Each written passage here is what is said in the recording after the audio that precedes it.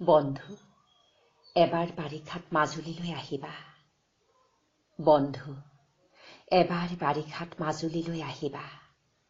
তুমি দেখিবা ব্ৰহ্মপুত্ৰৰ বাঢ়নি পানীয়ে মথাউৰি ভাঙি পকো নপকোকৈ থকা ইহঁত হালধীয়া কিম্বা ইহঁত সেউজীয়া ধানবোৰ কেনেকৈ বুৰাই পেলাইছে।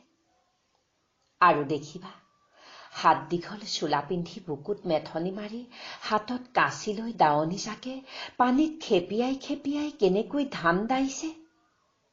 বন্ধু, তুমি যদি সঁচাকৈ মাজুলীলৈ আহা, তোমাক উৰালত খুন্দা কেঁচা ধানৰ সেউজীয়া গৰম চিৰা খাবলৈ দিম, যাৰ সোৱাদ হয়তো পৃথিৱীৰ আন কতোৱেই বিচাৰি নাপাবা।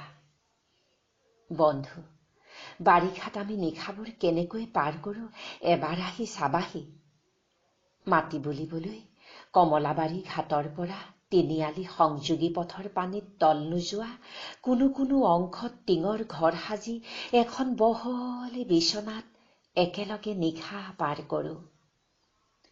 এই ঘৰতে পানীয়ে উটুৱাই নিয়াৰ অন্ততে থাকি যোৱা হাঁহ কুকুৰা আৰু গৰু গাহৰিৰে সৈতে সহবাস কৰো। বন্ধু, বাৰিষাত মাজুলীলৈ আহিলে এসাঁজ ভাতৰ জুতি নোলোৱাকৈ নাযাবা।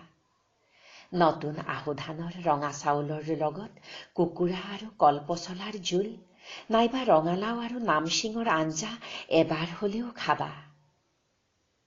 বন্ধু, এবাৰ বাৰিষাত মাজুলীলৈ আহিবা।